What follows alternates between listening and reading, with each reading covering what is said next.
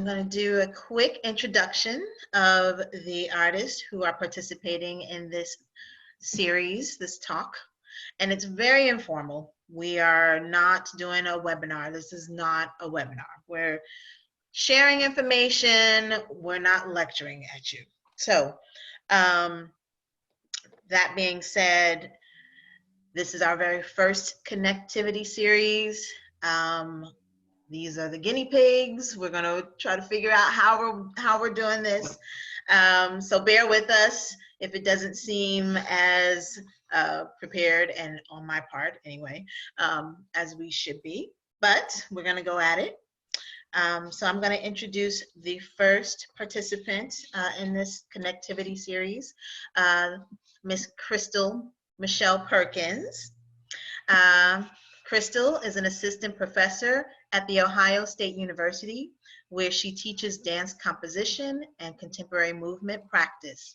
She holds an MFA in dance from OSU, a BFA in dance performance from Southern Methodist University, and is honored to have performed for nearly a decade with the world-renowned Dayton Contemporary Dance Company, also known as DCDC.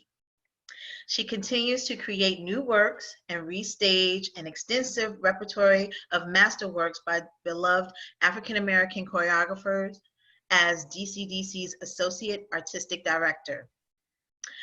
Crystal is a recipient of an Ohio Arts Council Individual Excellence Award and the Josie Award, which recognizes exemplary commitment as a performer to the field of dance.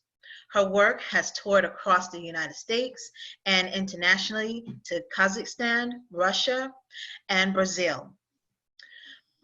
Perkins's creative research centers on African American movement dialects and Black female embodiment in contemporary dance performance. To that end, she is focused on creating pieces that embody blood memory, digital residue, personal historical narrative, and space of justice and injustice. Crystal is a member of the Association of Performing Arts Professionals' inaugural class of Leadership Fellows and the Ohio Dance Board of Trustees.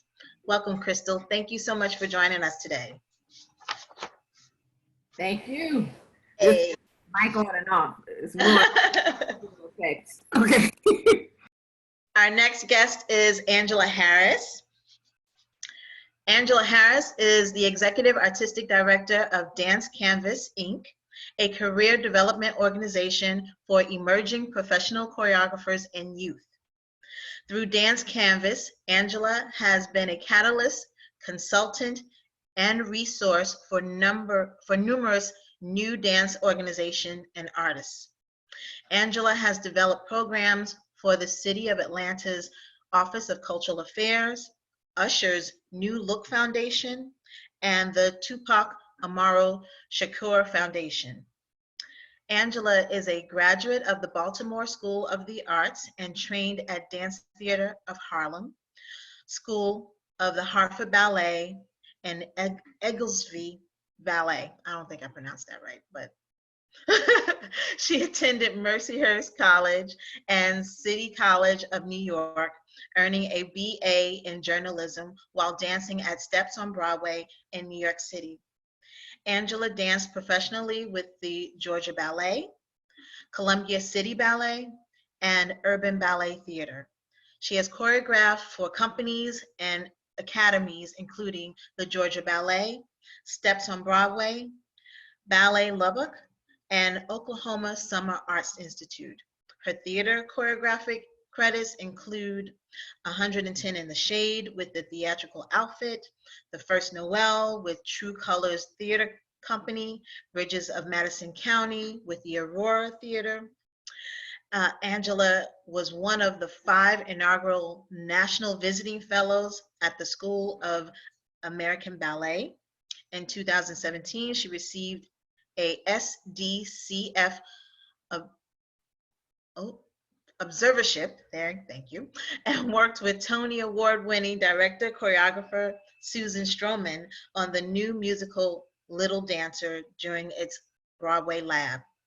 Angela served on the National Emerging Leaders Council for Americans for the Arts and was a member of the 2014 class of Arts Leaders of Metro Atlanta. She received the 2011 National Emerging Leader Award for American for the Arts and American Express. Currently, Angela is on faculty at Emory University and is a ballet instructor at DeKalb School for the Arts and Academy of Ballet. Welcome, Angela. Thank you for joining us today. Thank you for having me. Yay. And last but not least, Iquail Shaheed. As a performer, Iquail Shaheed has celebrated a career that personifies artistic versatility. He has performed in the companies of Ronald K. Brown Evidence, Fred Benjamin Dance Company, the Metropolitan Opera Ballet, Campagne Thor in Brussels, Belgium, on Broadway in Disney's The Lion King, Maurice Hines' Hot Feet, Bill T. Jones's Superfly, as well as in films directed by Julie Taylor and Oprah Winfrey. Concurrently, Mr. Shaheed serves on the faculty at Goucher, the Ailey School, Dance Theatre of Harlem, and NASDA Dance Australia. He selflessly devotes himself to the advancement, equality, and documentation of Blacks in dance, an ethos proudly instilled in him as a young student at Philadelphia, and continued through his company, Dance Iquail. He has been recognized for his choreographic work by Pew Center for the Arts and Heritage and the National Endowment of the Arts, amongst others. Lastly, he has been described in reviews as a perfect example of his generation of male dancers, technically superb and artistically infallible. Welcome, Mr. Shaheed. Thank you all. Thank you. Thank you for joining us. So we're here because we want to talk about exclusivity in presenting in the United States and what that really means for us. And it can mean a whole myriad of things. So I am going to ask a few questions, and you all have about 20 minutes to talk about this question. Just, frankly, how you're talking about it. Just imagine us sitting at a couch, on a couch, talking to each other and really talking about these issues, because it's important that we talk about how dancers of color, dance makers of color are feeling while we're in the midst of this pandemic, how we're going to move forward with presenting Black dance artists. As some of you may not know, but some of you might know that we're already marginalized. We're already kind of put on the bottom of the list or checked off if that presenter already has their one Black dance company for the year. So we want to talk about how we're feeling about it, any ideas, any kind of suggestions, things of that nature. So I'm gonna pick a question, one question. Okay, let's start with this one. How are presenters thinking about inclusion in their programming after the first wave of conversations, trends, shifts regarding diversity? So who wants to kind of pick up on that one? Well, I can start. This should be fun because, we can add Angela to the conversation. Krista and I do this often already. So, awesome. So this just go feel like home. No, I guess the question is just trying to ruminate on how presenters are going to be equitable, right? And especially with the fact that they can apply for CARES Act funding and whatever pools of streams that are available to presenting organizations. And a lot of artists in the space that I'm navigating are questioning whether they'll be equitable, right? Will those funds go towards making sure to offset fees for artists that they've had to cancel. Francine, I know you and I have talked about this before, where like Dance Iquail has been awarded a NEFA NDP grant, and we're in conversations with with presenters, but now those conversations, even the ones that have been solidified, have been ultimately halted. Mm-hmm. And so what does that do when money is flowing in? Are we hearing people using those funds, presenters, presenting organizations or community organizations using those funds to make sure to uphold those conversations towards booking, right?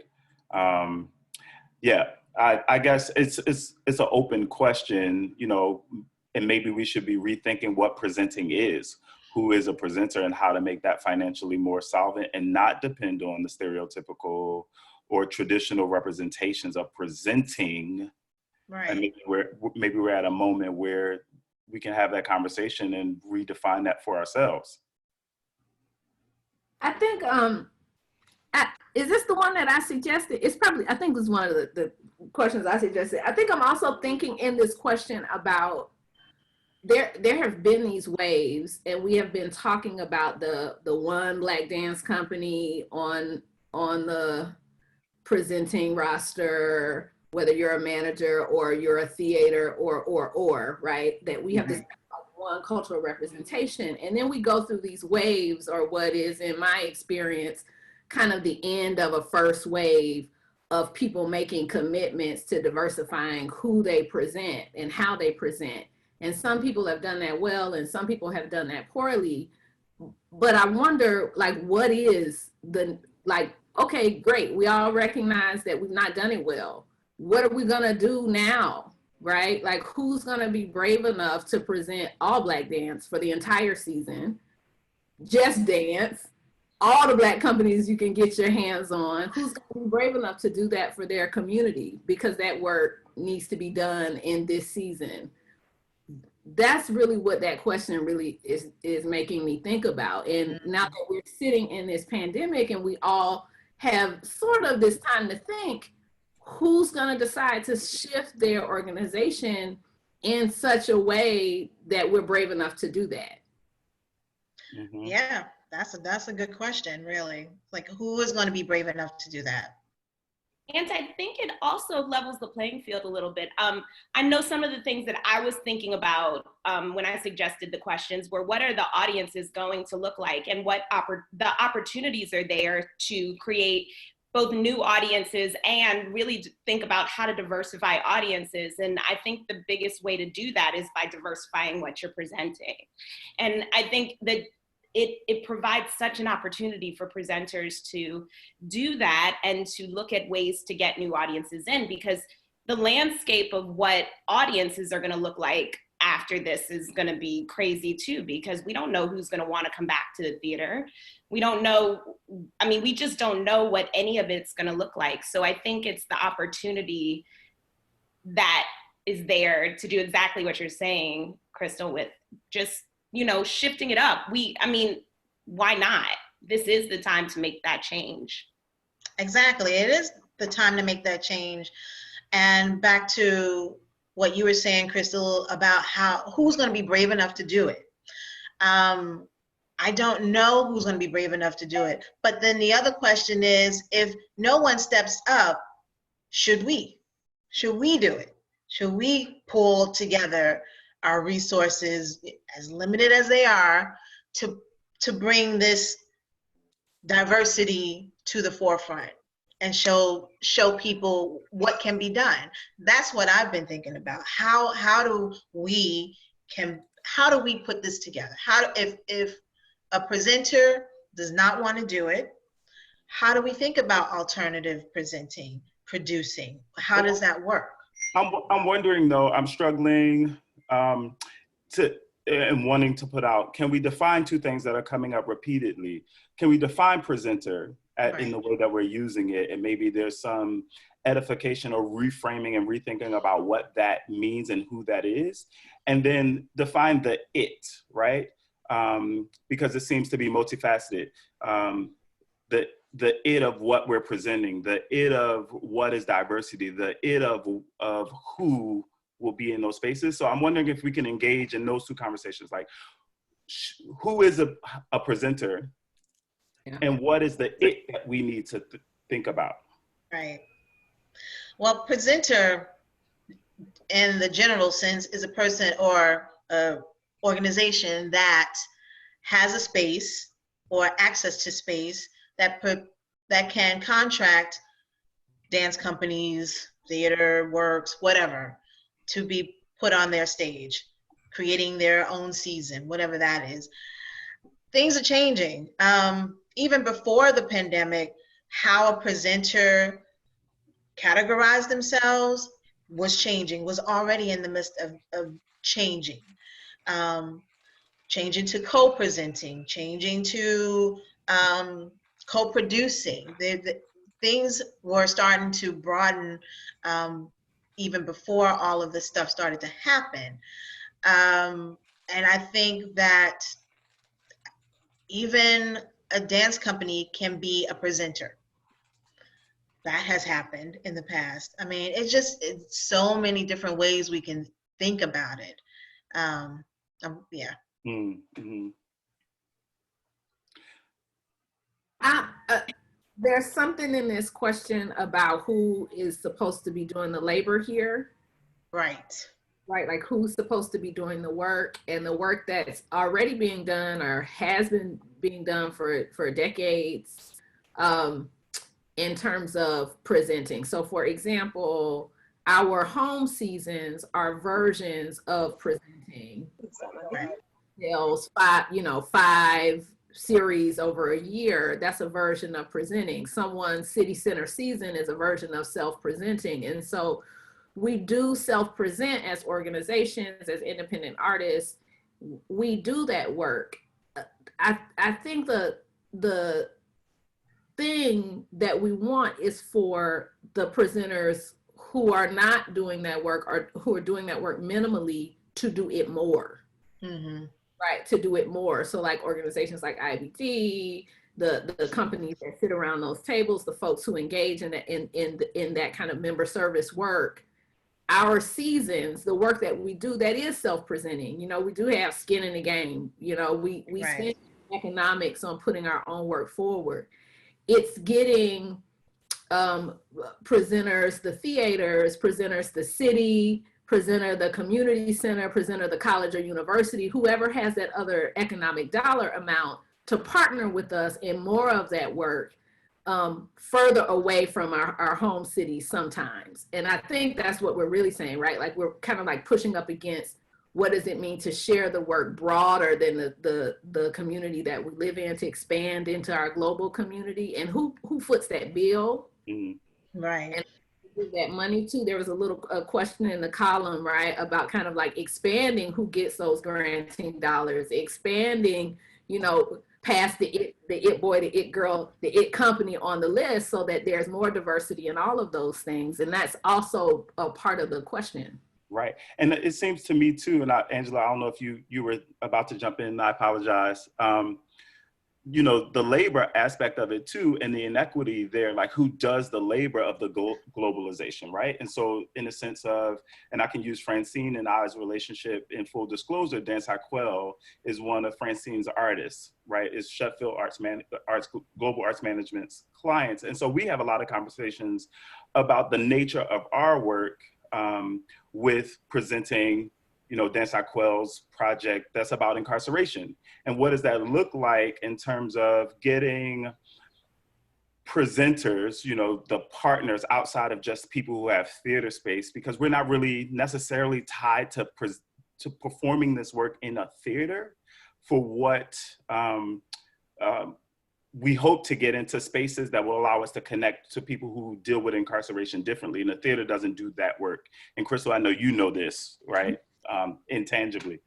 But between Francine and I, what then comes up is with Dance Iquail as one of her clients and another artist that she represents, there's a lot more work that happens to try to get this project up more so than someone else who might not necessarily see their work as so intertwined to engagement with community, that it makes it more of a labor inequity. And then ultimately it's like, okay, Francine has to decide where she puts her energy. And I'm not making a value that's saying that she is doing that. But if I need to like go into community centers or broken down or non-operational prisons, the labor it takes to get presenters or organizations to see that as value when the representation of the field is, here's a space, we can pay you to come do a couple shows, leaves this inequity in terms of labor. And so it is behooving upon like this question to ask, who does do that labor and how does that labor get paid for equitably? Right.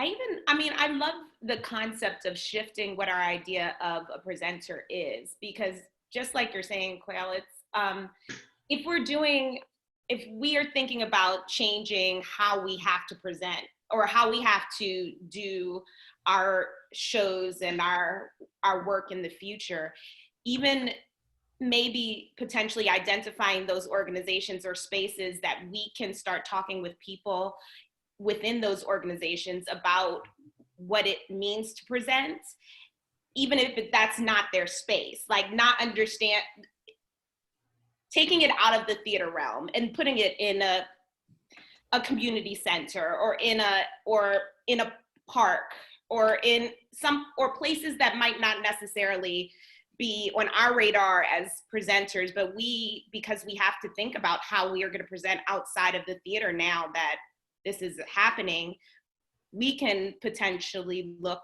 to other people to see us and our work as a different way that they can make their dollars flow to us and our projects. Right. Mm-hmm. Yeah. I mean, we can go on and on about this. Let's go on and on. Let's go. I love it. Melissa has a little question over here on the side that I think dinged up. Once we're able to get our foot in the door, can we talk about the challenge of equitable fee negotiation in that like how folks are choosing who they present or how they diversify? My initial reaction to Melissa's question is, as we're wrapping up this question, there's something about my presumption for a presenter that there's an ease of presenting and that there's a limited number of projects that they're gonna put that labor out on that requires kind of that complex community network, that what we want the company or the artist to do is to come in, I want to pay this fee where it fits into my budget, usually small. I only have so much for dance, but I have this much for music, right? Mm-hmm. And I just want you to come in, sweep up the Marley yourself, hang the lights, get in and get out, right? For the $10,000 cap that I have for you or whatever it is, right?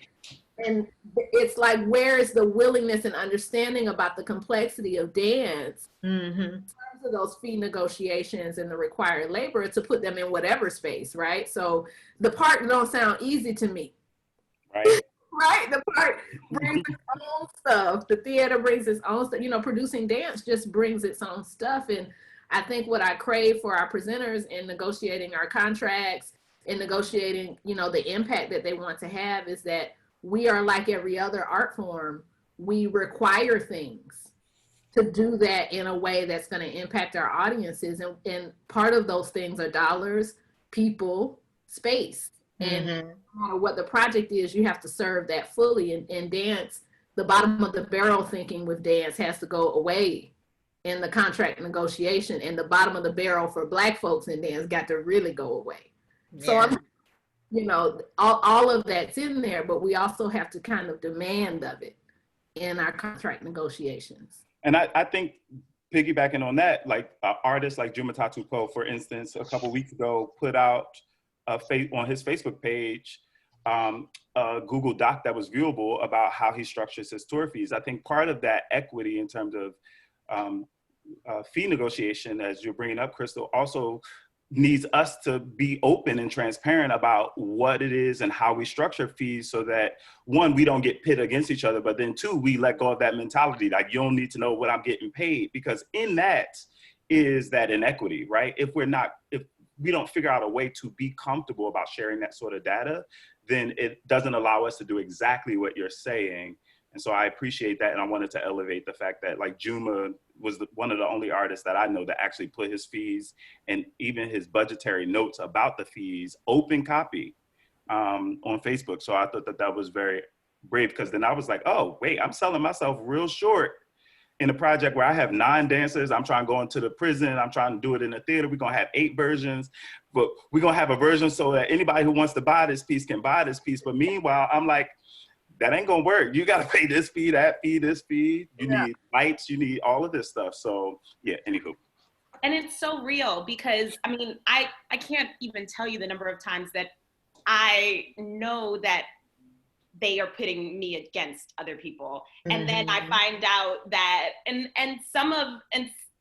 the rates that I'm like quoting aren't even that high. Yeah. And so it would benefit us all if we are that open, and that we lift each other up by sharing that information, because it's only going to make the next person get paid what they're supposed to get paid, and the next person. Exactly. And, yeah. Awesome. Okay. We're going to switch it up. We're going to do our little game. Uh-oh. Uh-huh. We're going to do 2 truths and a lie. Okay, I hope I get this right. I don't know how this works. Okay. This ain't spades. Now, if it was spades, that's not different. This summer is approaching and I'm on spades, so I'll shift my mind to 2 truths and a lie. Okay. Okay. So I'm going to read them out. This one is about you, Iquail. Oh, okay. Okay. So I'm going to read them out, and then you guys going to have to guess. Okay. All right. Wait, this ain't fair. Crystal know me. We done known each other for like 400 years in our spirit. But I don't know everything. All right. So the first one is, Iquail is a parent of 2 boys. Iquail has lived and worked in 15 countries across 5 continents. Iquail started a path in dance as a 12-year-old grant writer for LGBTQ social service organizations. All right. Which is the truth and what is the lie? This is shifty, because they all feel like a little bit true and a little bit a lie. Ain't that the point of it, though? I'm gonna say that 3 is the lie. 3 is the lie. 12-year-old grant writer. 12-year-old grant writer is a lie. Great. Yeah. You going with 3 too? Yeah. I was gonna say 1, but then like you, Crystal, I was like, but that could be true because he has, younger siblings and cousins and stuff he takes care of. But I'm gonna go with that one. Well, yeah, that's what I'm saying. I'm like, my count might be off. So it's my turn to reveal? Yes. So 3 is actually true. I did start off by writing grants as a 12-year-old. Now, the grants were horrible. I worked at a social service organization in Southwest Philly. But 2 is a little bit of a lie. It's not been 5 continents. It's been 4. 4? 4? Yeah. So it's a half of a lie. It's a lie, though. It's still a lie. I'm like, what, I dance in Antarctica? So you got kids? You got kids? No, my 2 brothers. So okay, that's what I thought. I adopted them when they were 4 and 7. So all their life, they've been my kids. Okay. Yeah, I'm a parent to 2 boys. Aww. Yeah. Cool. They are 20. They are 24 and 20 this year, or 24 and 21 this year. Grown men. So I can't call them boys anymore. Those are grown Black men. Grown men's. Yeah. They're grown. Mm-hmm. All right. Well, let's move on to the next question. We're going to talk about company presence in this whole exclusivity conversation. Let me see. Which one am I going to pick? Oh, okay, let's do this one. What is the artist's role in audience building? Can the artist's ability to draw new and diverse audiences to a company or venue be an asset when speaking with presenters? And how do we position that? So that actually was the question that I submitted, just because that's kind of where my head has been wrapped around lately, and putting on my presenter hat a little bit with Dance Canvas, just because we're going to have to rethink a lot about what we are doing on the presenting side of things with the artists that we're bringing in.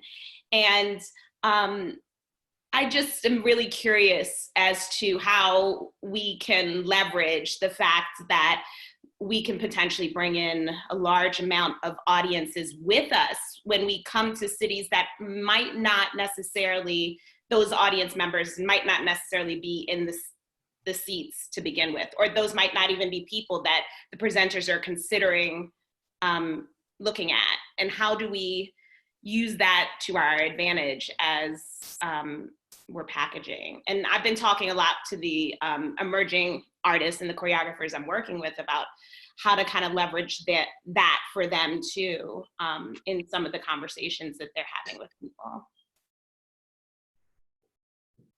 Okay. I think it's a great question. I keep going back to Crystal and I like have this conversation all of the time, and it's a double-edged sword. I'm also at this moment, I'm thinking very much about like Indira Goodwine's conversations with me and her work with Camille and Camille's work in general. And also Christy Bolingbrook out of NC Akron, and thinking about longitudinal investment. And so part of my work in wanting to say, hey, presenter, and having these conversations with presenters right now, stating like I can bring these people with me. But it also, while I'm doing that work, I started to realize that there are other things that impact why people aren't in those seats. And that that desire to bring them and have a conversation with presenters saying, hey, I can bring them to the theater, also requires the other hand to do work and deal with whatever residue, to use the framing from Crystal's bio, whatever digital, physical, emotional, mental residue that is keeping them from the theater. And understanding that I can't box myself in to say I can do that, I can bring them. Yeah, I could, but you also have to be willing to understand what is the trauma or the experience that keeps them away from the theater, and then work over a longer period of time, not just in a transactional way, to make sure that the work that Dance Iquail will come and do will be sustainable, and also that we partner in making sure that is a mutual benefit to the community, because sometimes it can be very transactional. You know, Camille A. Brown, Kyle Abraham, DCDC, any of these Black organizations that are very much caring about Black communities globally. Yeah, we can come in and do a show and get them to the theater, but how are you reinvesting into those people once we are not there? And I think that that's part of the conversation as well that we can have with presenters, and they have to be willing to labor over that work. Definitely. I think with our audiences and like what is it that we need or want them to do, I'll go all the way sort of back to the old kind of like butts and seats. Like that's where our concern is. It's like we think that audience member equals a dollar amount, right? And so I could bring 4,000 people to the theater. We could bring, countless people through a digital platform, but like currently in this pandemic, there's a lot of digital content, but it's not necessarily being exchanged for a dollar amount, right? And that's all fine and all gravy currently, right? But we won't be able to do that for a long, that won't be able to sustain for a long period of time unless we really shift the model so that it doesn't care about a person equaling a dollar, right? So that's like part of the conversation. that when we present, wherever we present, there's a capacity for audience, right? And so we have this need to have a feeling of a full house, right? The full house, the standing O house, right? And so that's kind of like the gratification or the emotional clip that we're after a full house and a full bank account. And so I wonder about what our when we're asking about what can our audiences do for us, are there strategies moving forward in a new arts economy where a person doesn't equal $1, right? That a person doesn't equal $1. And I'm just wondering if we could remove that in some way. I know that companies need money to operate, but how does that look different in sponsorships and support where people are craving to be around, in and around live art, right? So it you know, in a city with 1 million people, in a theater that only sees 1,100 folks, that's not hard to fill. You could have people in the theater every night. So the real thing is like, does your audience want to come? Exactly. Who's paying for their presence? Right. And what do we want them to do after they come? Well, and be clear about what we want them to do. Well, because we already know, we have this conversation when we equate bodies to dollars, which is the capitalistic system of America anyway, that we already know that Black and brown audiences historically have that in their body, where their bodies and their persons count for dollars for someone else's bottom line. And so we mistake ourselves in thinking that they don't already know that that's why we're reaching out to them. Right. And so that's that residue, right? That's that trauma that keeps them from there. And I actually think I'm doing this movement, like bring them to us, right? But what if we even remove that? Why do they need to come to us, right, wherever the come is, right? Why can't we figure out a way to go there? And that literally is the question that lives with me right now in this new economy, in this new framework of thinking. How can I do exactly what you're saying, Crystal? Get Dance Iquail to have such a relationship with the people that, and I think that's the first and foremost thing, the relationship. I have to have a relationship with these people and know who they are inside and out, so that I can know what they say their needs are, not what I prescribe for them.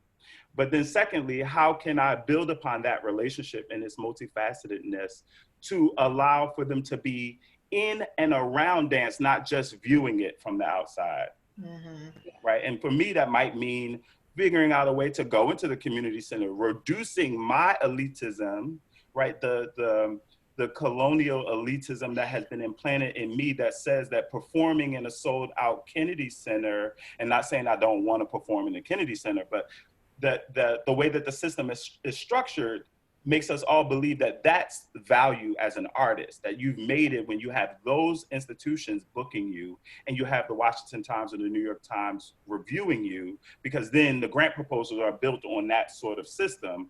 Yeah. But all in that wash, those that are in the community centers bringing dance to the people, as Alvin Ailey said, is not happening.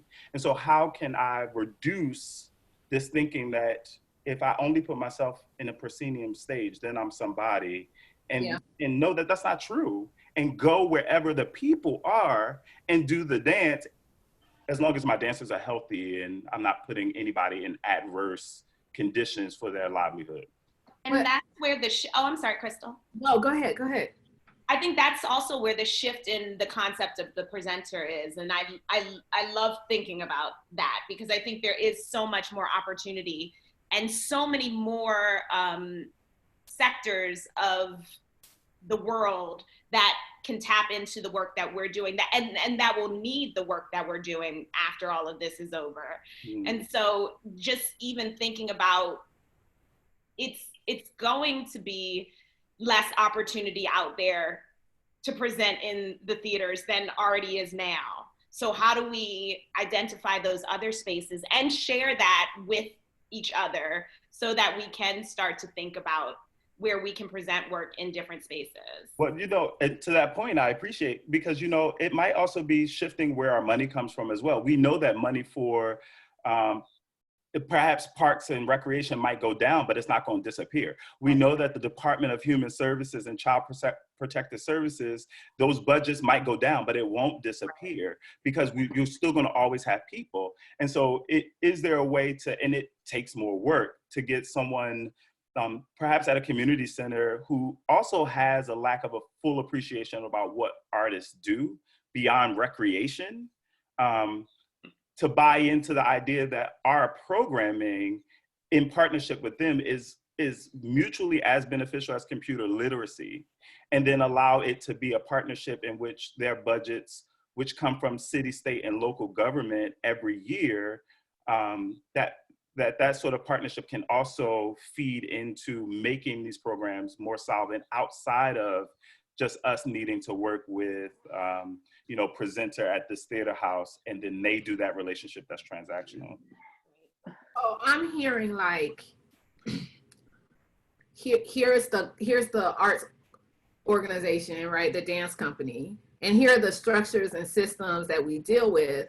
Well, we started off talking about the audience, the people that we serve, or the people that we want to engage, and they disappear quickly. And so I just want to raise that even when we're trying to figure out how to serve them or how we can be valuable to each other, or like what is their need, or how can they help, increase themselves as a group, they disappeared in the conversation. We went right to the dollar, right to the sponsorship. And I know the tangled circle of that because, good and we all think about it, but like, how can we keep the audience centered in the work, right? To like really serve what it is that they need or want. And perhaps not all arts organizations will do that. I think that we need organizations that center what the audience needs and wants.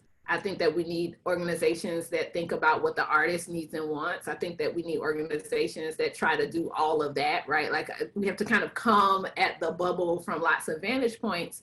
But I think that that's really interesting, to start off asking, what do we need our audience to do? How do we need them to be? And right to the funding structure and what the artist is offering. And I know that that's around the community, but I think that they sense that and feel that when they're looking at live art in 2020, and there's so much available online, there's so much available via digital platform. And so when folks are making choices about how they spend their dollar, because their body equals the dollar currently in this capitalist structure, I think that they wonder about spaces where they feel seen, like anybody would, and we're not the only industry experiencing that decline. So when we come out on the other end of the pandemic, what are we doing in this time so that our audience still feels engaged, a part, that they are really understanding the role of the body and the role of the Black body in this like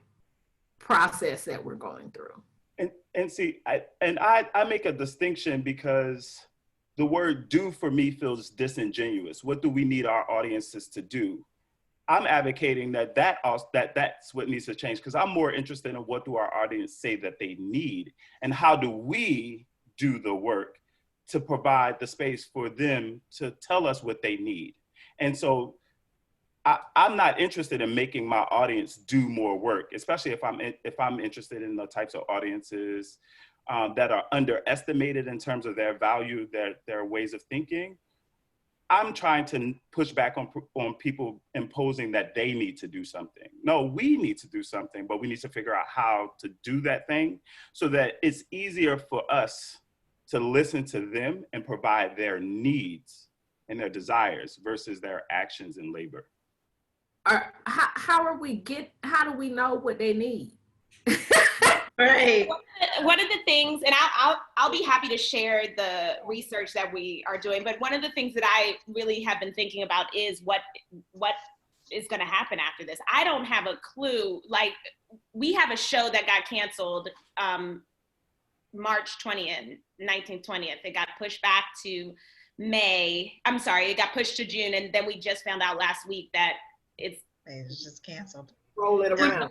Who knows when it's going to be? But even thinking about it like this, I don't think that our traditional audiences are going to come. I just don't think that that's possible. So we are spending this time doing a lot of having conversations. We have a consultant that's doing some surveying and asking questions, doing some focus group work, just so that we can understand what people are going to need after this. Because I agree. I don't think anything that we produce based on what we think people need or want or anything like that is going to be of value.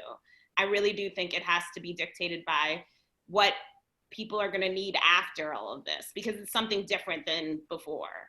Yeah.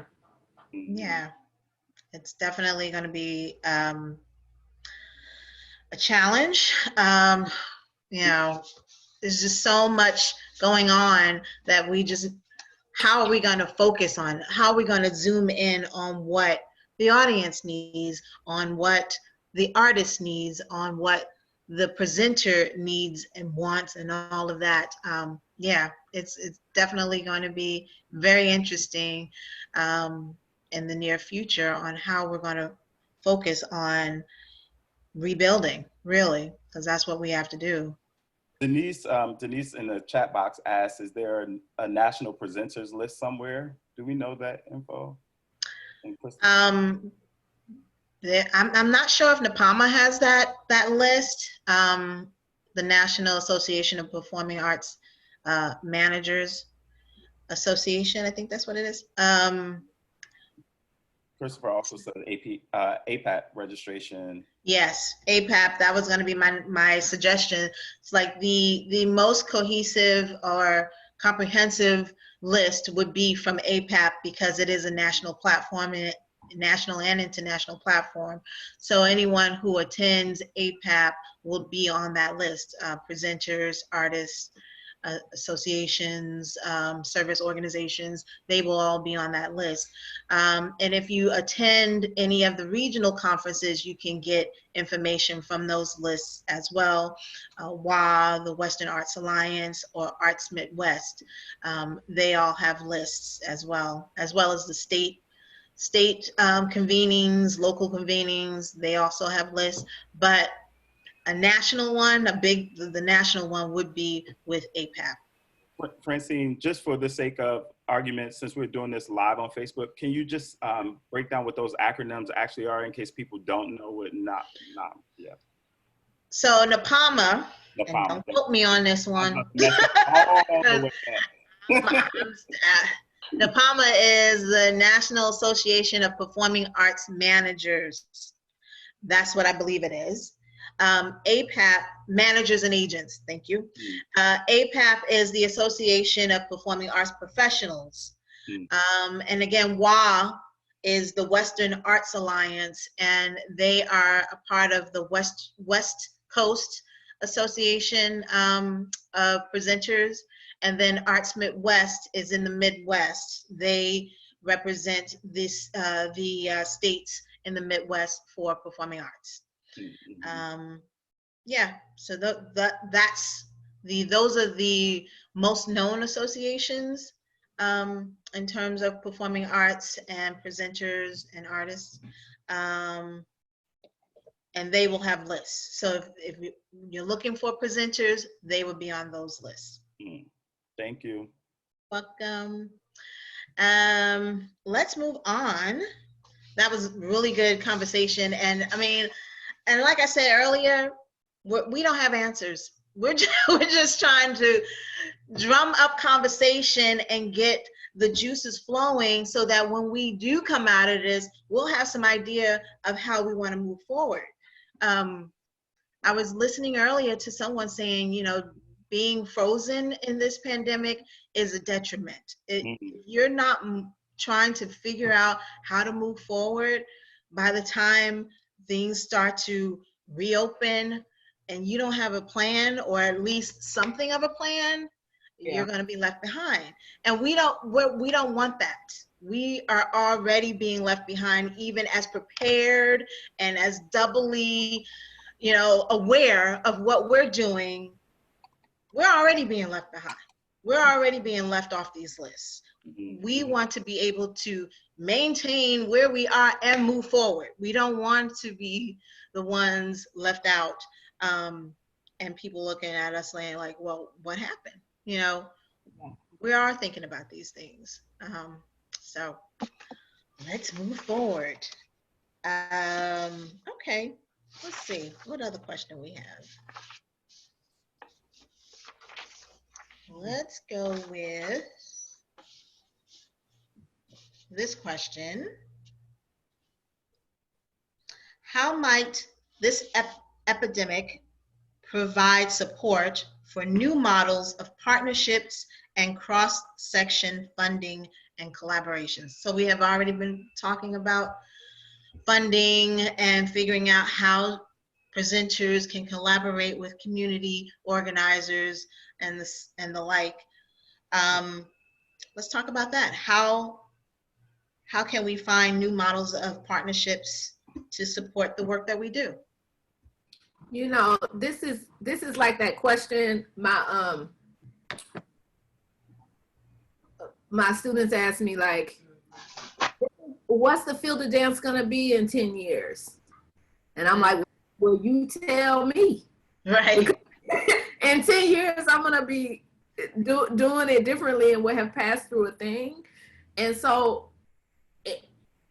I think we are creating them in real time, quite frankly. Folks are trying to figure out, what do they need?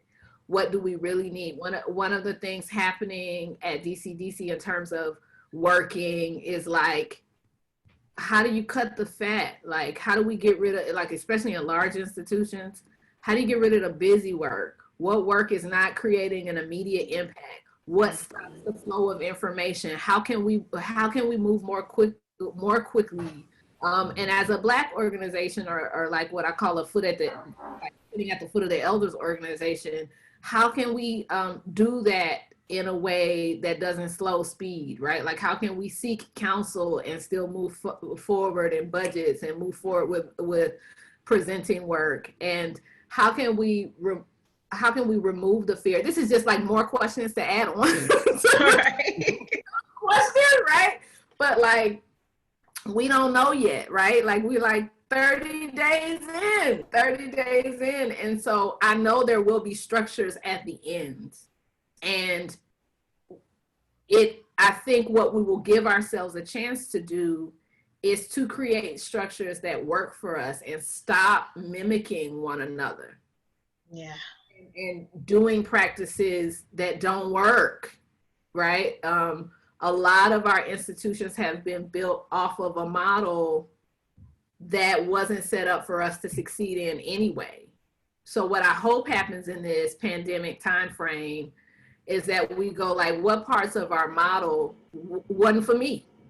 And that's why it's not working, and I'm beating my head up against it, and we got 13, folks in the office and 6 million dancers, and like whatever it is that's in our structures that we just say like, no, that's not who the Dayton Contemporary Dance Company is, or that individual artists begin to build structures for themselves that really work for who they are, really work for the work that they want to do. If you don't want to present in a theater, now's the time, because you can't present. Right. Right. So maybe you'll find those other ways of presenting. So I don't know that there's a definitive answer to like, what are the things? We are working out what the things are right now. Or at least that's what I think. I think I agree. I think it's a little bit of a scary time, but it's also, I think for me, it's taken a few weeks for me to wrap my head around how to get more creative with how we do things and how we look at things. I am hopeful that this time will inspire people to work more collaboratively. And I know that opportunities are limited, but I think the more that we are open and the more that we work together to like help each other get to the next step. If I find a funding stream, that I'm also sharing it with someone else, and I'm identifying things that I'm sharing, not worried about if they get it, or it'll lower my chances if they get it. I'm not really concerned with that. I really just want the information to be shared and for us to all work together to grow opportunity. And I think that I'm excited about the idea of more collaboration. And I know it's hard when we all are looking kind of at our bottom lines and where we need to get to next, but I've seen the most success when people are really open to that. And that's why I loved the discussion earlier that we had a few minutes ago about the transparency, because I do think that we rise together. Mm-hmm. I think I would really love, and I don't know if this will ever actually happen, but the people or Black people who have influence, who have money, who have some type of notoriety. I'm talking about the Oprahs of the world. I'm talking about, you know, those types of people, and not even Oprah because she is out there, but those other people who have money, who want to invest, or should, I'm saying they should invest. They should invest in their culture. They should invest in the dance community. How do we reach those people? And I think those people will be the ones, I don't know. I mean, this is just my thought. I really believe that we should really reach out to these people and engage them in some kind of way so that we don't have to depend on the, you know, NEA all the time, and we don't have to depend on any type of other types of funding that has kind of left us out in the cold. I don't know how that's going to happen, but these are the thoughts that I've been having about how do we engage these people who have some type of financial means to help or to assist or to engage or to be a part of in the arts. How do we do that? So yeah, I'm sitting here trying to formulate my thought. I'm not as fast as I would like to be anymore. You know, I haven't taken my ginkgo biloba or eat my Serena Williams this morning. You know, if I'm not on the tennis court, my brain don't think fast.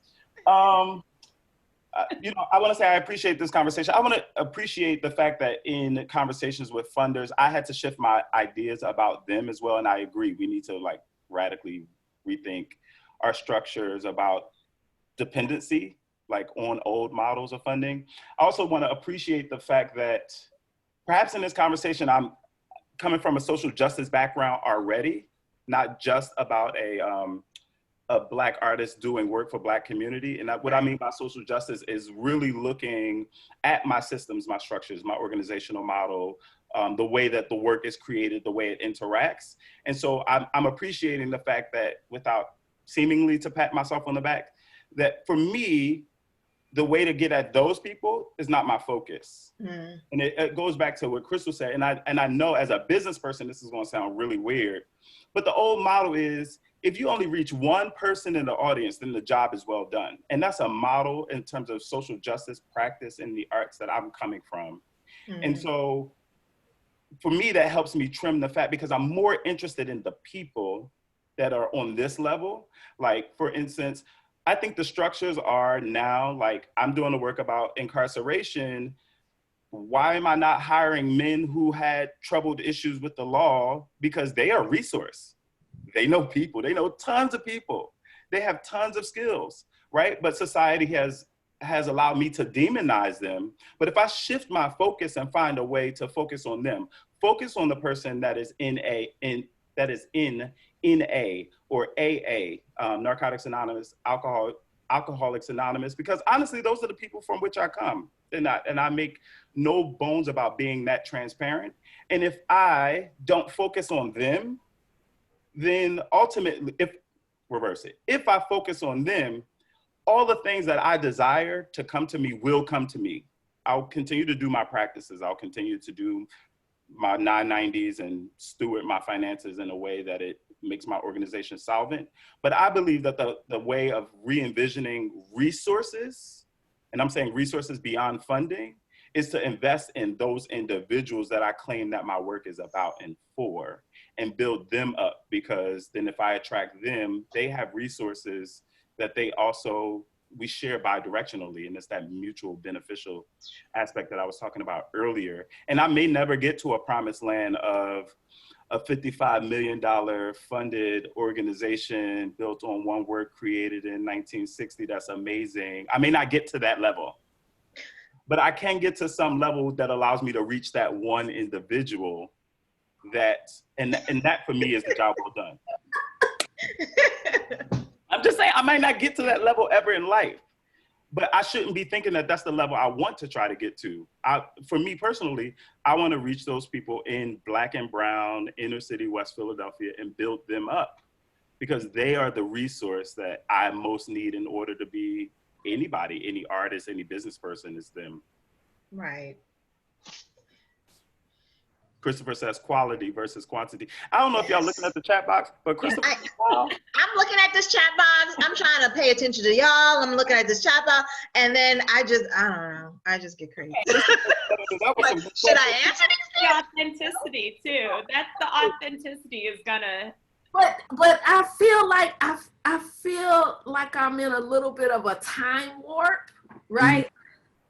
These are things like, if we reach one person, quality versus quantity, how do we engage the Oprah? Like, this is a cycle of questions that never goes away. Right. It just never goes away. And so I'm wondering, like, the Oprah. So let me raise Wendy Raquel Robinson. That is right.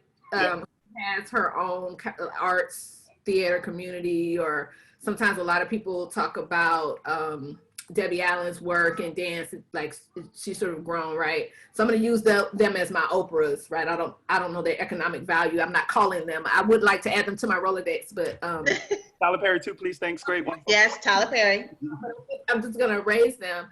I feel like I see things about the work that they're doing in the community. So I guess my question is, how do we engage the foundations or the programming that list of Oprahs, right? Those millionaire, billionaire dollars are doing, and let them know about Black dance beyond the one or two companies that they may know about, and how they can be supporting geographically or globally what's happening, rather than sort of running to just those two. But that running to the two is a status thing. Again, it's back to everybody's trying to get on the list, the Kennedy Center list, the list, right? And so it sort of loops back to what Iquail is saying here. Like, if those aren't your measures of success, then there might be some things you're going to do in terms of are going to need to do in terms of dollars and resources and reimagining, because your organization might not, its annual budget might not grow in such a way that you'll need to engage Oprah herself, right? That does not mean that the work is not important. But again, I know that we've all heard this, right? I know that we've all heard this. And so the way that we entered this conversation was like, what are the strategies gonna be when we get out of this pandemic? You know what I mean? Like, what are the strategies gonna be when we get out of this pandemic? And maybe one of the goals is really defining your measures of success, right? So you can get out of the loop of the conversations that might not matter to you as an individual artist or organization, and get into the loop of the conversations that do, right? Like, so if your goal is to find that dollar amount from that Black person or brown person or cultural body that has that money to support, that you're doing that in a way and you're bringing it back into and through your community. If it's not your goal, then you can let your anxiety shoulders down, right? And know that you're doing your good work. Right. So wait, so Denise just said something in the chat box that I absolutely bonk. I'm gonna say bonk them over, because yes, those damn lists. Right. But yes. Here is the thing that I'm wrestling around with in my own writings and my own working with my organization about the old list. Not all skin folk are kinfolk. Right. And just and like I need us to really think about that. Just because we see someone who looks like they identify with our struggle and our lived experience doesn't necessarily mean that even if they have the power of the purse, that they actually care about our experience. And why would we go after people who have money who don't care about our experience? That's all I'm saying. So true. So true. I mean, yeah, you're absolutely right. But yeah, I mean, we can go on and on and on and on and on about this, Right. like forever. But we have to open it up. I was just going to say quickly too, looking at the other streams of funding as well, like what Iquail said earlier in terms of like the Department of Juvenile Justice and Department of Parks and Rec, they have larger streams of funding than any of the arts funders do within city and state governments. And a lot of the interventions that are getting funded at a really high level within those departments are not good. Right. So there's nothing saying that the work that we are creating that would provide value within those different departments can't be just as valuable to those departments. And we are eligible for those streams of funding as well. That is true. We are eligible for that. And that goes back to like, are we dealing with people or are we dealing with mission statements? Right. And so like in a lot of spaces, it's like, well, we should be trying to find funding based on our mission. I don't have the proof that what I'm about to say will work, but I know that I'm invested in people. And so I'm invested in finding resources that want to support the people in their complexities, not the mission statement that I happen to put on my website. And that's a totally different model of figuring out, right, where our funding comes. It also requires a lot of labor or work to figure out who your individuals are as people, right? Yeah. So I know that I can know the statistics about Black and brown Mantuans in that neighborhood of West Philadelphia. But if I know that you know, that Department of Human Resources or Child Protective Services might identify this individual that's in my dance class as part of their clientele, then there's a pool of money because I'm providing a service to that person beyond my mission statement. And yes, it's still part of my mission because Dance Iquail serves to use dance as a way of combating social injustice for Black and brown Philadelphians. But if I know what my Black and brown Philadelphians experiences are, then I can say, hey, Department of Ed, Department of Human Resources, I have 15 people that you identify as your clientele. You have $15 million in your budget. Yes, that was a 25% pay cut from your last year's budget, but it's $15 million. Right. Right. I mean, that is a whole webinar in itself where, you know, we can bring in pros and people who have worked the system, know how to work the system, teach people how to work the system. Because I think the one reason why dance artists or any kind of artists don't go that route is because they don't know how. They don't know how to do it. And it's also a lot of work. It's a lot of paperwork and relationship building that you have to do in order to get this money. But yeah, later on that one, we're going to open it up to our audience with questions. If you've already put in a question, can you put it in again, please, because it's all the way up in this chat scroll. So if you can just put it in again, and we'll try to answer it the best way we can. Let me go back here. Let's see. Okay. Does anybody have a question? If you'd like to come off video, everyone, you can. Hey, Denise. Hey, Crystal. Hi, Iquail. Yes, so if you want to come in and join in on the talk. We love to see your faces. Melissa, where's your camera? Come in, girl. There you go. Hi, welcome. Thank you for joining us. And if you have questions, raise your hand in the chat. While people are thinking about questions, can I just do my official board member duty of IABD and encourage everybody listening and on this podcast to please enroll in their memberships, keep their membership updated. This is a service that's being provided by IABD that is free of charge and open, but it will also help the organization continue to provide these services. If people keep their membership up to date, then they can find out more opportunities for their investment and their growth by becoming a member and staying a current member. Awesome. Thank you so much. And can I add one more pitch? If you are a New York City-based artist on this call, we actually have the opportunity for you to join the membership at no cost. We have subsidized memberships from Howard Gilman Foundation. So you can go to our website under Emergency Fund and apply under the New York City-based tab or button there. And you, if selected, will certainly get some emergency funding if needed, as well as a membership for the rest of the year. Awesome. Too bad I don't live in New York anymore. Dang. All right. Right? I would still have to pay my full membership anyway, gladly. Well, while we're waiting, does anyone have any questions? Any questions? I don't have any questions, but going back to the fee negotiation, my point of view was more or less, can you hear me first of all? I have Yes, Yes, ma'am. we can hear you. Okay, good. Oftentimes, like I said, when you can get your foot into the door with various presenters, I'll just say here in the US, one presenter that Dallas by Dan Cedar worked with in particular, well, the idea or potential of it, he said, oh, well, we'd love to bring the company in for A because, no, let me change it. We'd love to bring the company in at B because I know when you all were here 3 years ago, that presenter paid you A, and we want to come under that.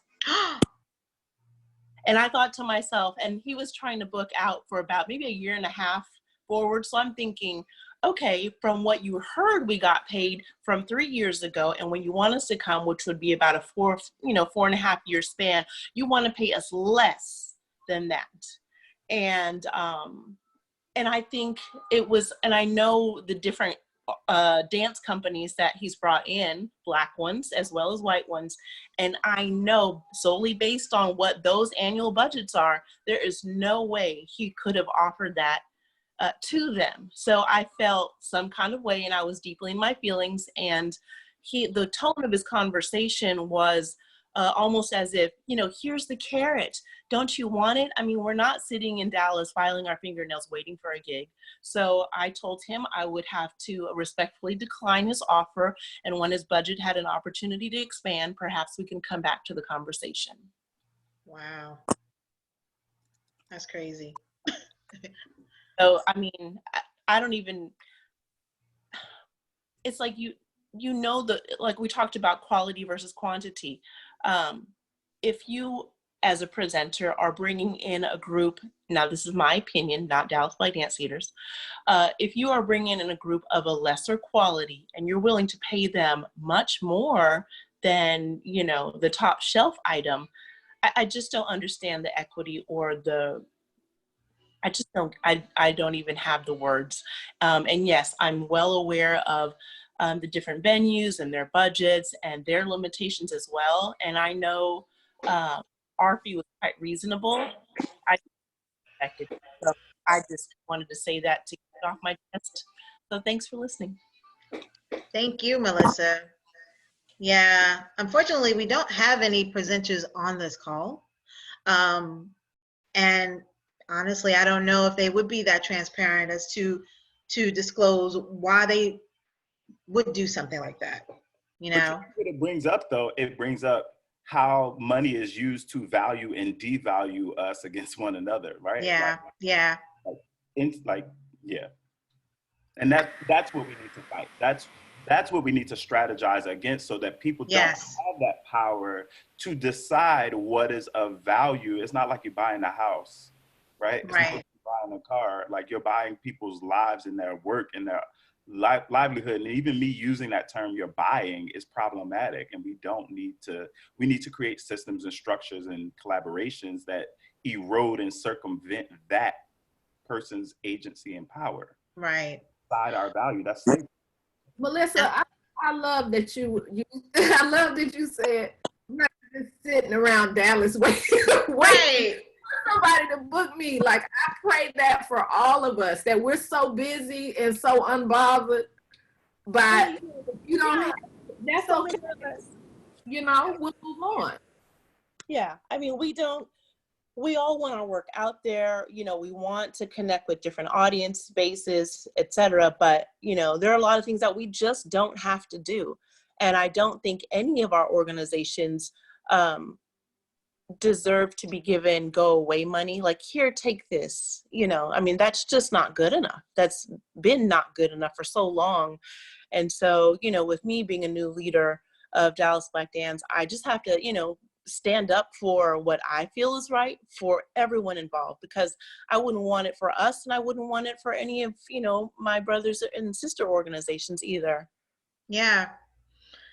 I don't know if there are, I mean, I know Iquail was just mentioning how Jimitatu put his information on how he itemizes his fees.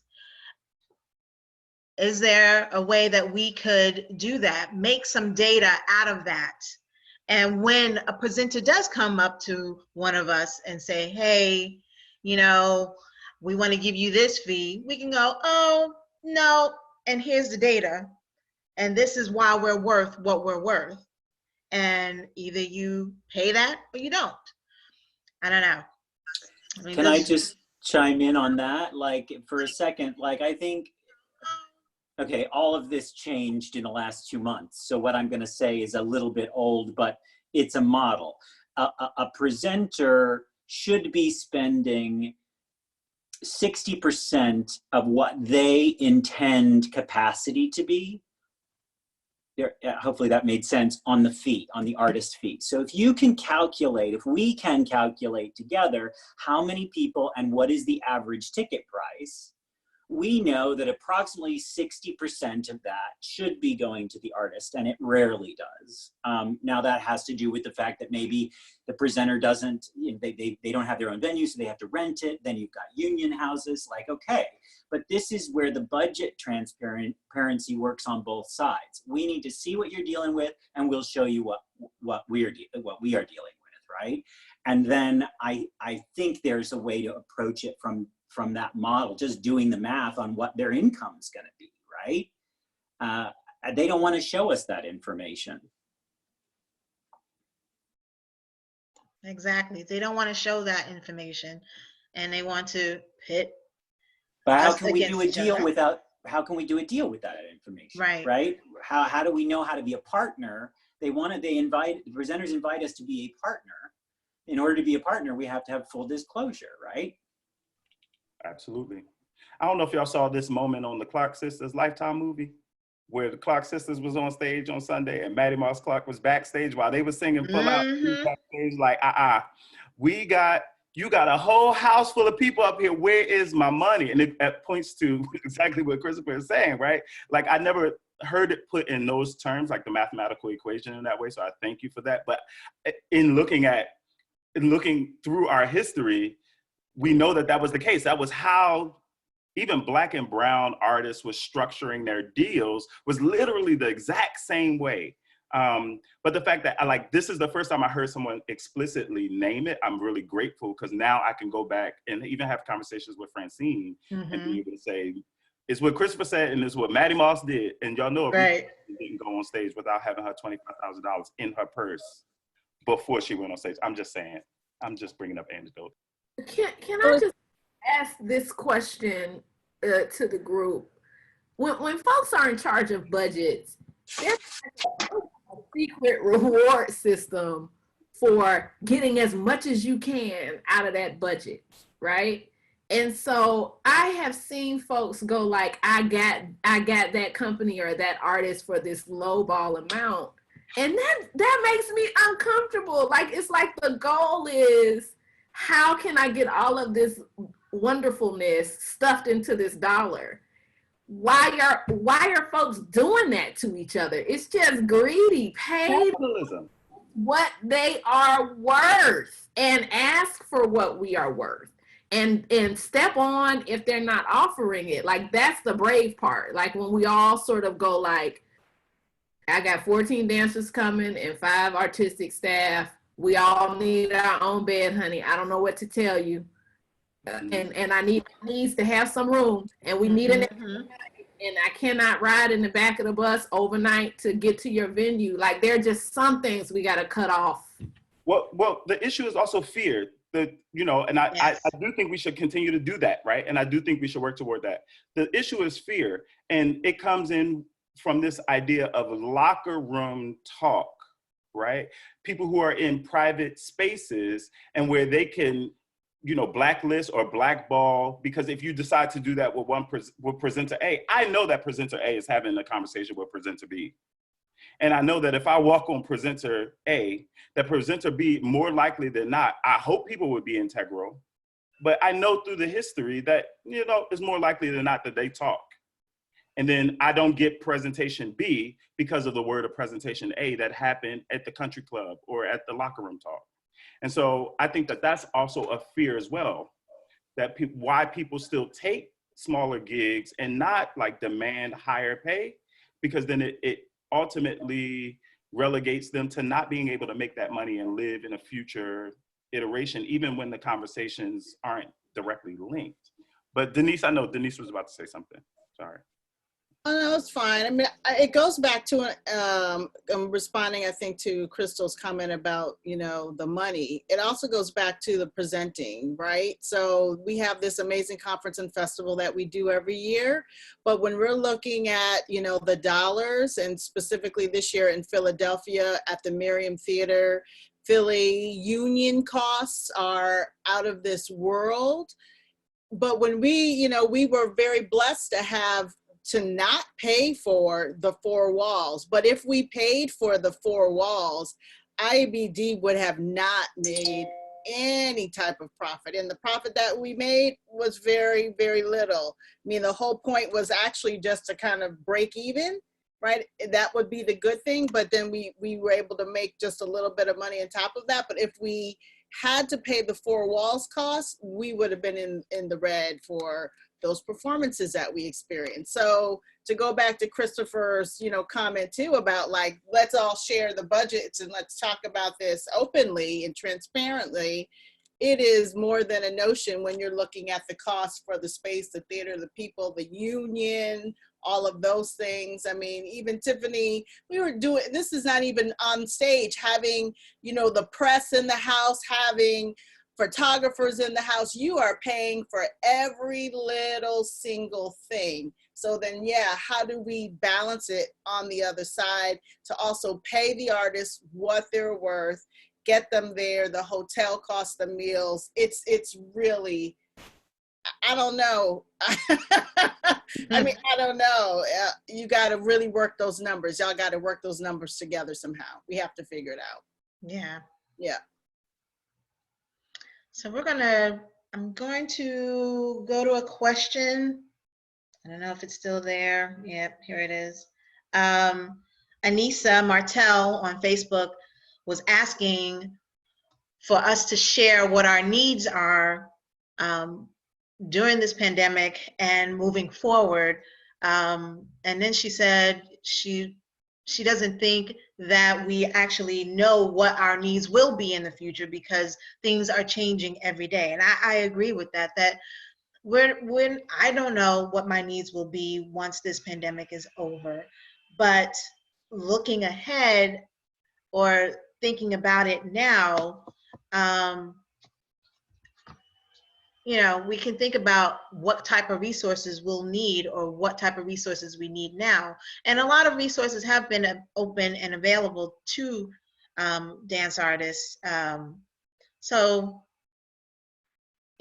how do you feel? What do you think your needs are or will be? I think a challenge for me and Dance Canvas is that right now we are not in a dire financial need right now. And so I feel hesitant to apply for some of the funding that is out there for artists that are in need right now. But I do know that if this extends through July, then I will be in a position where now we're in a completely different place and a lot of that funding won't be there anymore.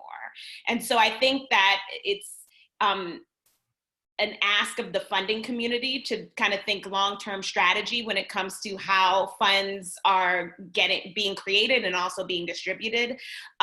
Because I do know that this is going to be, it's a challenge for me right now to really think about how am I both thinking about other artists in the field and making sure that I'm not taking resources that should be going to people that need it right now, but also preparing for what potentially could happen if this lasts longer than what I know it's gonna last. Okay. And I know everybody's moving toward a digital platform. How does that play out for dance? Some people are offering dance online for free. Some you have to pay. You know, how do we get through that? How do we decide on whether we want our work to be aired on digital platforms or not? How do we figure that out? And it will be a part of what the future will look like after this is all over. It will definitely be a part of how performing arts is being presented. How do we take advantage of that? How do we leverage that? Take yourself off of mute, Iquail. Oh, Iquail on mute for a change? What? I'm sorry. I'm old school. In person. I love y'all. Well, that's what I was going to say. I think we also have to think about this differently, right? We have to broaden this out way beyond just like the presentation of our work. Because as someone said on Facebook, dance isn't the acquisition of steps. The acquisition of steps is one piece of that puzzle, but dancing is first and foremost the ability to make decisions out of the skills you have in real time through the physicalization of the body in space with energy and with some sort of sound, whether you call that music. And that doesn't just happen with the acquisition of steps, right? Or how do you learn your dancing body if you're just trying to move around the couch? But even more so than that, I think bigger about this. I think that my needs in 2 years, when high school kids have graduated from schools without physical training, what does that mean for the pool of resource that I'll have in terms of being able to create on dancing bodies?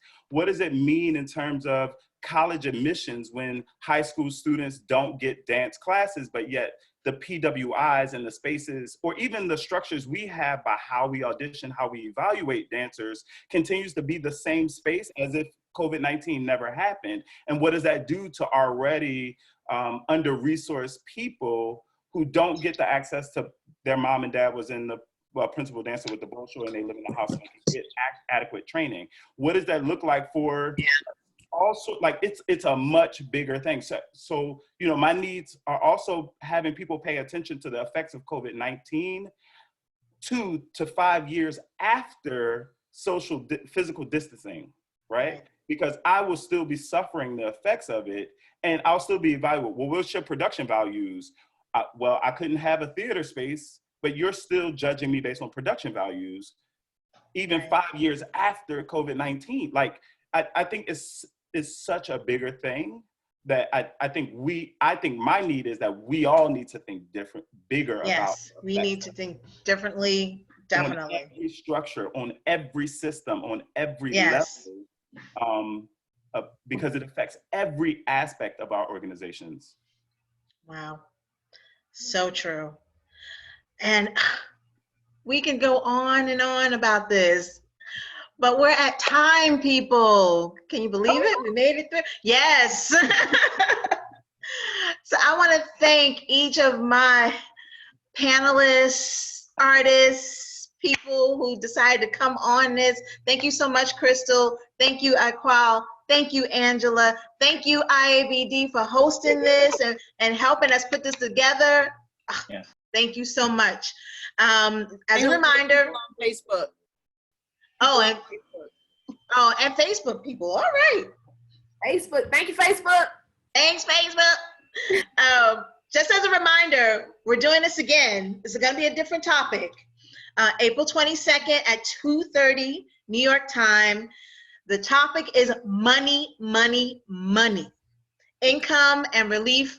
And it's going to be moderated by Denise Saunders Thompson herself, CEO of IABD, the International Association of Blacks in Dance. So please come on next week and listen to our artists who will come in and talk about that as well. It should be a great time. Again, it's very informal. We're just going to be sitting and talking and kikiing and sharing our opinions, sharing our thoughts. You may not walk away with a whole lot of answers, but you'll have more ideas about how to do things, how to go about what works for you, and how we can come together and keep dance alive, keep brown and Black bodies on the stage, keep creating, definitely. So I just want to thank you all for showing up for us, and we'll hope to see you next week. Peace. Peace. Thank you. Thank you, guys. Thank you, Francine. Thanks. Francine. Thank you. Everybody stay safe and healthy. Take Yes. care. Bye, Krista. I'll call you. Bye, Angela. Bye. Bye. Oh. Bye, y'all. Bye. This will be on Facebook. Okay. Oh, and it's being recorded too. Yep. So there are questions. It's still recording now? Yep, it is. Do you want us to share it in any particular way?